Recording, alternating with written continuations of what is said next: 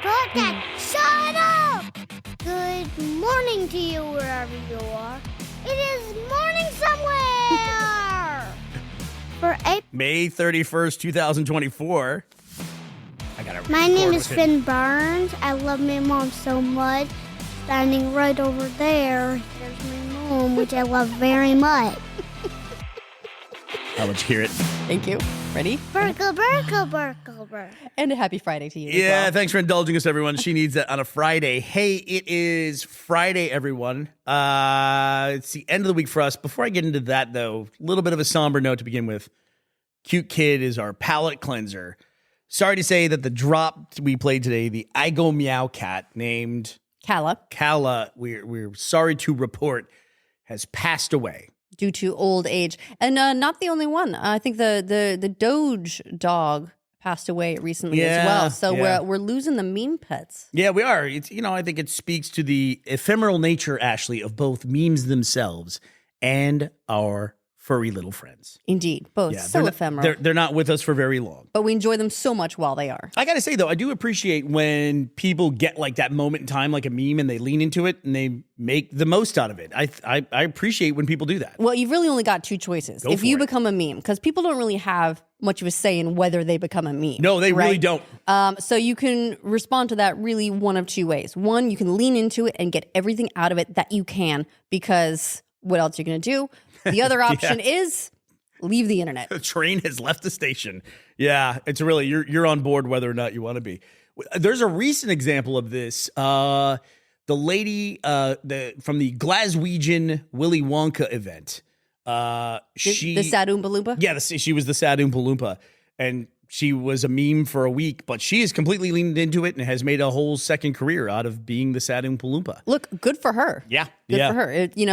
People had a lot of fun with that meme. It is only fair that she get as much out of that as she can. And I was like, too, when people sometimes it's kids that get in a video. I think probably all time, Hall of Fame for people who have made the most of their memitude. Where usually there's a dad in the picture, like for the David after the dentist kid, the kid who was on anesthesia was like, is this real life?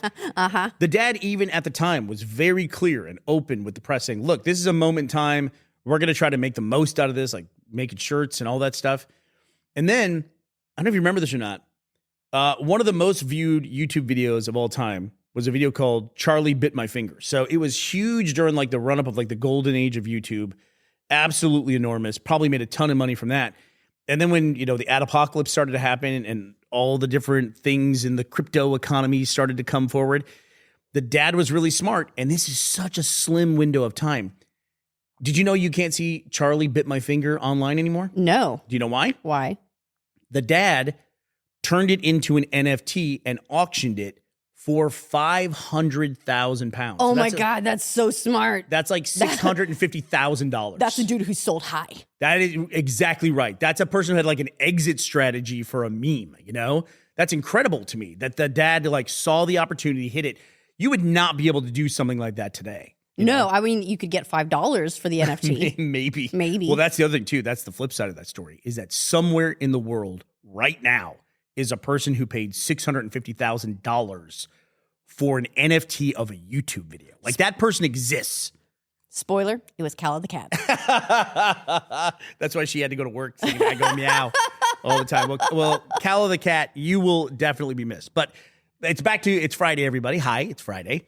This is the day of the week. It's the end of the week. Depending on where you are, it's the end of the week. Right? Yeah, depending on how you count it. It's the end of the work week. Let's put it that way. It's one of the weirdest things. We can all things. agree on that, right? Well, it's on some calendars, in the U.S., the calendar week begins on Sunday. When you look at the calendar, Sunday's the first day. If you get if you go to the shop and you buy a calendar, the week starts on Sunday. If I may, someone who has lived in a place where that's been true, and then now I live in a place where Monday is the first day of the week on the calendar, I think Sunday being the first day of the week is pretty dumb. Well, okay, so I get the symmetry or the religious historical record keeping, whatever. But I'm just going to say I try to be a little bit more mentally malleable about this kind of thing, where I can look at a calendar and recognize, yes, they're putting Sunday first. However, my brain's going to organize it as here's the week and here's the weekend, which is 2 days together.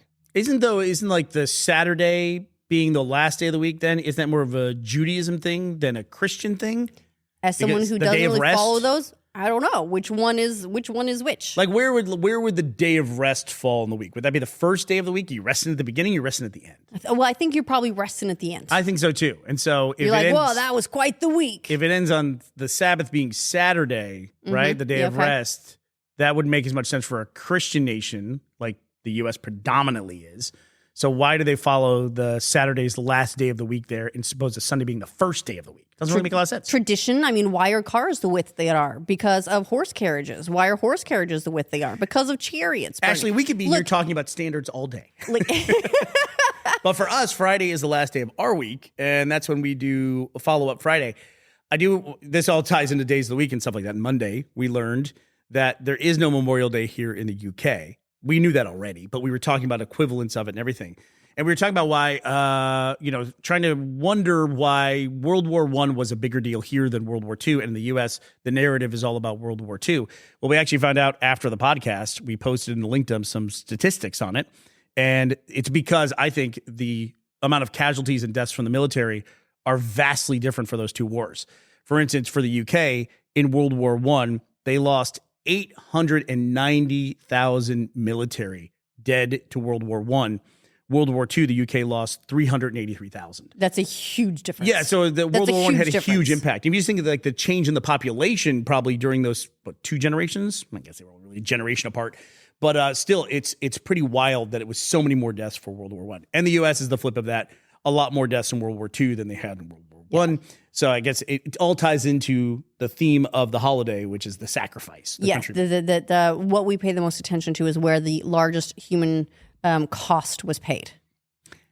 I got to say, though, I did learn something on this last Monday that I didn't know.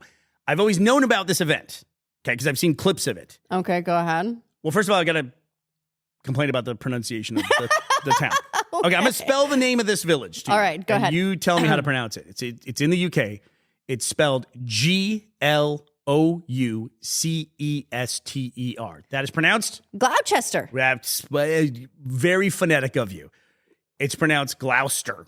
So it's just like in the UK, names or whatever. It's a little bit like a Worcestershire. It's not Right. Worcestershire. It's a Worcestershire. Worcestershire. You just throw out as many letters as you want. Right. Just drop half the consonants, drop half the vowels, and you're in good shape. Imagine you're like a Gen Zer texting. It's just like letters are just a suggestion. I'd say it's like the Victorian version of texting. Throw it out. Yeah, so this town, Gloucester, they host the Cooper's Hill Cheese Rolling and Wake, which I don't know what the wake part of it is. And wake. But I know this event, this is where they roll the cheese down the hill. It's like a race down the hill with this wheel of cheese. Is it one wheel of cheese? Does everyone bring a wheel of cheese? No, they're not racing the cheeses, right? They're not like it's. So what they do is they roll a wheel of cheese down the hill, and then a bunch of, if I may, fucking idiots at the top of the hill, this really steep hill, they chase after it, and they're racing to get to the wheel of cheese first. They're not going to catch it. There's no illusion they could possibly catch it. Okay, so is the cheese the finish line? Exactly, and the cheese could end up anywhere, when it rolls down, because it's a very uneven hill. You've seen clips of this online. I'm sure you've seen it. It's just like people. It's like the literal version of the saying "head over heels." They just down the hill. It is insane. And like you'll be watching here. Let me read you this. This is from the Wikipedia entry on the Gloucester cheese rolling event. Okay, please. This is the best way that I can sum this up. This is from the injuries subsection.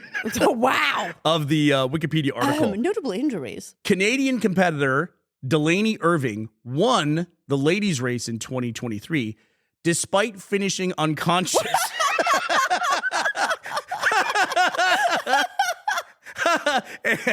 and only learning of her victory in the medical tent. Did she fall on top of the cheese? I have to know more. You know what this tells me, Bernie?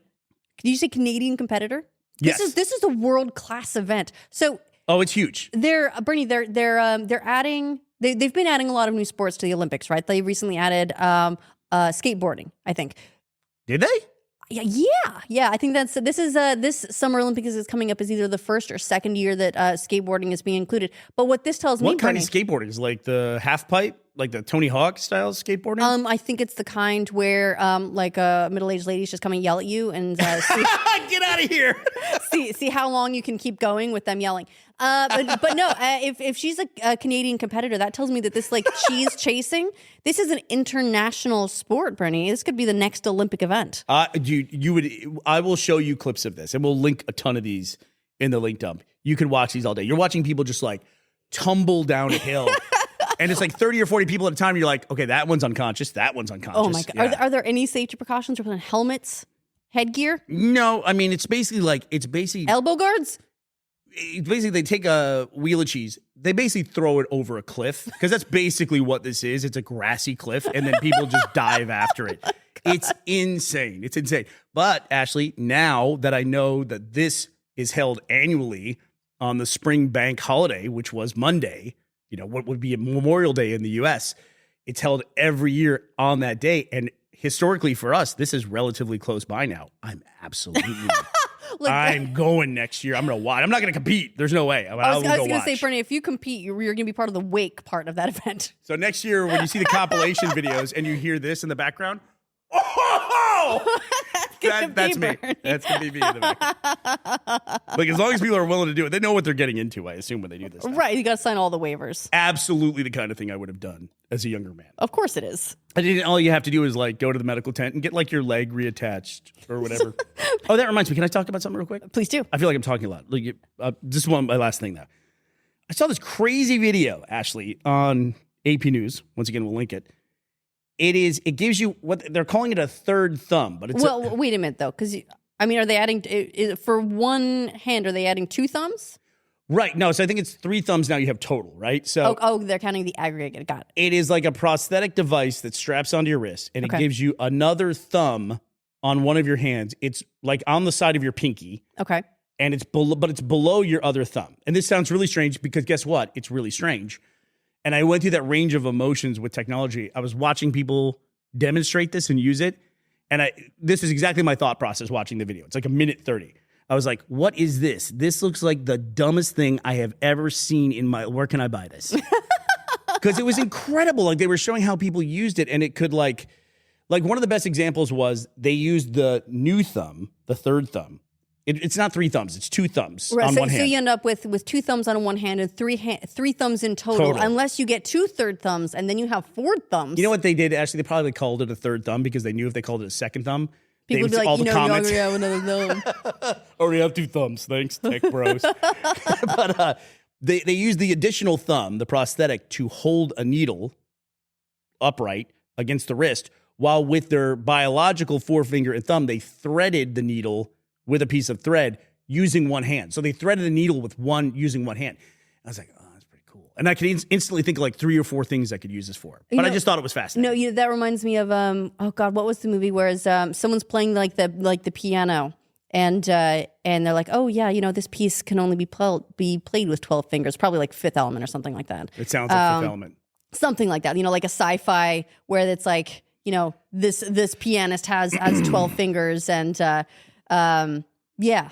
Can I just say, I'm over here. Am I making a face? You're looking at me. You are making a little bit of a face. Did I say something wrong, Bernie? I am not a tribal person, I don't think. I don't think I am. Here we go. I try not to be. I try to be, as my son calls me, old son, I'm an enlightened centrist, which I guess is the thing that ruins the world. I try to just look at the world. I don't push my view on anybody else, and I don't tell other people you back off from this or back off from that. But I do try to look at everything.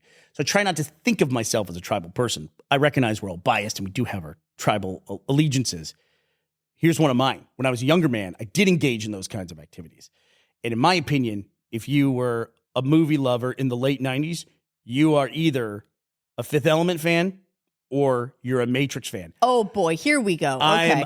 I am very definitely a Matrix fan. And Fifth Element, whenever I hear Fifth Element, I'm like, get out of here. Okay, first of all, I'm so sorry that you're so wrong about all this. Fifth Element is a gem. It's a campy, fun, visual feast, and I love it. We'll and be sure to link taxis. it in the link dump because people will need to look this up. You know what we won't need to link? The Matrix, because you know what that is. No, you know what? Fifth Element was amazing, and everyone recognizes Mila Jovovich from Fifth Element. By the way, the extra thumbs for piano was Gattaca. I just looked it up. Yeah. That actually makes sense. But Fifth Element, I'll say this: great cast. They were great in it. Who's the heavy hitter in Fifth Element? To you? God, I mean, they were all great. Obviously, Mila Jovovich was iconic. Bruce Willis. Bruce Willis was amazing, but he kind of plays a straight man. And I love Bruce Willis sci-fi movies. I love him. No, he's wonderful. No, you know who it is? It's Chris Tucker. Oh, that's good. I was gonna say Gary Oldman, who played a great villain in that. He's great. Like he's a very like scenery chewing villain in it, who's just ridiculous with like the plastic sheet over his head. And he's fantastic in it. But I think the heavyweight is Chris Tucker. Chris Tucker, he stole the show when he showed up in that. He was incredible, and it's weird because he plays. That was late 90s. What year did Fifth Element come out? That was 97 that came out. 97. So this was before influencers, really, honestly, before reality television. Like there was like MTV. There was some MTV stuff at that time. Yeah. But like reality television as a genre had yet to explode in like 97. We didn't have the Big Brothers and the Survivors and stuff like that. You know what I mean? And he developed this character. I forget the name of the character. But, it's Ruby Rod. You know, and it's prescient. I like even that name is like ridiculous. It really and is. at the time, he was playing it as like a very like over the top live streaming like radio show. But it was really what it is like these live streamers. It was like even like the personality type, the like always on, the over the top, the delivery, the character, everything the whole time. It was like he knew what influencers were going to be. Yeah, it's really wild. He was really ahead of the curve. And it's so weird too. It's like in the late 90s, early 2000s, you could not escape Chris Tucker. He was everywhere. I feel like I really haven't seen Chris Tucker in anything for a while. He's taking all that Fifth Element money and taking it easy. What the hell did you just say? Did you? What was the last thing you saw Chris Tucker in? I don't know. I'm going to say Silver Linings Playbook with Bradley Cooper and Jennifer Lawrence. Great movie, and he's in that, and he plays like a dramatic, not funny role in it, and he's fantastic in it. I want to see more Chris Tucker, man. Let's get it. Bring it back. This is the Chris Tucker Renaissance. All right, so anything else you want to talk about before we go back to Follow Up Friday? We should probably do a lightning round at this point. Lightning round of Follow Up Friday? Sure. Anything you want to talk about first, though? Yes. While we're on the subject of classic characters, I heard that they have done a casting, Bernie, for a new live-action He-Man. And it's going to be played by an actor I'm not really familiar with named Nicholas Galitzin. Who's from Nicholas Galitzin? He's been in something called The Idea of You, which I haven't seen, and I'm gonna guess Red, he's probably White, Royal buff. Blue, which I also haven't seen. He's very good looking from the casting announcement photo. But that's how I learned, Bernie. They're doing a live action He-Man, and so I guess I got to brush up on my He-Man lore. It's been a while since I was like 4 or 5. You know, it's kind of wild. There was like I don't think we've ever talked about this before. There's like a weird blip. There was an animated He-Man revival where it was produced by Kevin Smith, and I felt like that kind of came and went really quickly. I do remember him talking about it when it came out. This was several years ago. It was on Netflix, I think, and I never saw it. I heard that the people who saw it liked it, but you're right, it didn't really catch fire. The Masters of the Universe Revelation. Okay, I think that name's been taken, Mr. Smith. No, here's the thing though, is like when I was young, we're talking like 4 or 5, right? I was such a huge fan of He-Man, but more specifically, She-Ra. I remember that about you as well. I love She-Ra. I would come home from school and we just had some of the like bootleg VHS tapes that had the show recorded, and I would just watch them over and over. It was like She-Ra, a couple of other things like My Little Pony and everything, but it was like She-Ra and He-Man. I was so into them, Bernie, but then I had a revelation. So I thought, Bernie, in my 4 or 5 year old child brain, that it was destiny, Bernie, destiny, that He-Man and She-Ra were going to grow up, they were going to meet, or fall in love and get married. That's what was going to happen. Aren't they like cousins? Worse, Bernie, they're twins. They're twins. They were separated at birth. How did you find that out? When did you find that out? I was somewhere in like one of the shows there. I think there was a reveal, and I learned this, and it was devastating, Bernie, devastating. It destroyed my first ship. I think I gave up on both shows. I must have gone all in on Pound Puppies and Popples after that. I was going to say, we thought Chris Tucker was ahead of the curve on modern entertainment. Ashley's like, hey, Step Prince. What are you doing?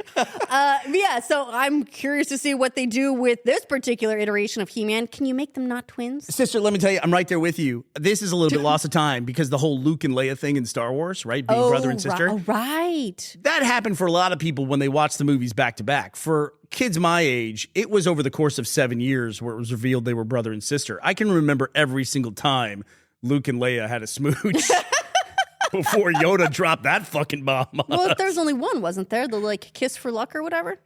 No, she lays one on him in Empire in the Hoth base. What? Yeah, these are burned into my brain. Take it easy, Leia. Yeah, like even like Luke like does because for a while it was like will she or won't she with Han or with Luke? Right, like because in that era, the classic love triangle. she had to end up with somebody, right? That was like the female had to end up. It's like she's got to go with one of them, Yeah, of course. And then it's like, oh, but one of them's her brother.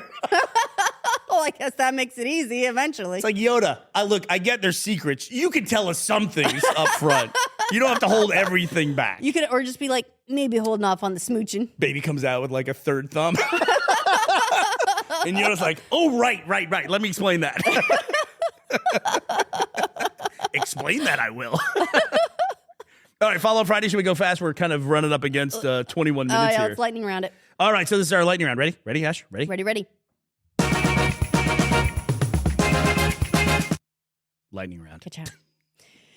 Okay. All right, what do you got for lightning round for Follow-Up Friday? So mine is a really quick one. This is a longer term follow-up, but I have now seen both the Ministry of Ungentlemanly Warfare and I've seen The Fall Guy. Just want to weigh in on those. Okay, before you talk about these movies, is anybody brother and sister? I gotta know up front. They'll do that in the next two installments. So the Bureau of Ungentlemanly Warfare is a treat to look at in that the character is very handsome. It is Henry Cavill, Alan Richardson. They're very buff. They do a lot of stabbing and stuff. But you know what? I gotta say, not Guy Ritchie's strongest one, because I feel like those characters are like never properly in danger. Really? You never are like, oh no, someone's gonna die. Like anytime anyone gets near danger, they suave their way out of it. Mostly with stabbing. Mostly. That said, it is a fun romp, but I can see why it's like, not gonna hold people all that much. However, The Fall Guy, I was expecting to like it. I really liked it. Really? Because I walked through when you were watching this. I've reached a point in my life now where it gets to be like 9:30 and I'm ready to pass out. I really am. Yeah, so because it looked like Scott Pilgrim versus the World to me, the scene you were watching. That's because the scene you were watching, he was high. Accidentally. And so he was like, it's like unicorns and sparkles and all this crazy stuff going on. But it is kind of an odd movie. I can see why it maybe was not such a huge hit with audiences. It is a very Hollywood movie. It's about the making of a movie. It's always, they are stunt people, right? So, right. Yeah. And so there is a lot of the like sort of how the sausage is made. Like there's at one point it gets so meta that they're having a discussion about the use of split screen in film while they're basically doing they have a split screen as they're discussing it and discussing what that means in film. Mm-hmm. It is bizarre. But that said, the characters are great. It's so much fun. The film also takes place in Sydney, which might color my perception of it, because I'd be like, oh yeah, I know that club. That's the Ivy. I've been there. Oh, that was also... I've seen people fall in that pool. The scene where they were fighting like Scott Pilgrim style, I go, what is this? She goes, this is crazy. And I used to go to this club. And I was like, oh, that's really cool in Sydney. She goes, yeah, when I was single, I'd go there. And I go, that's great. She goes, no, I'd go there all the time. I go, great, stop talking. I'm going to bed. And, or they're in a boat chase. And I'm like, yeah, my hip hop classes were on that pier. I've been to that park. So, just having spent time there and knowing the city a little bit, it gave me like, I guess, much, more personal attachment to the settings in the movie. It was a lot of fun. All right. Lightning round. All right. For me, I'm going to branch off of your movie thing and say, I want to say a very special thank you shout out to a user on our subreddit, realistic number 919. I hope I'm pronouncing your name correctly. Dude, they found something which was a news clip, a news story that was on some local news channel from the 70s that somebody had archived and saved, where they were interviewing parents who had taken their kids to see Alien in the movie theaters. This?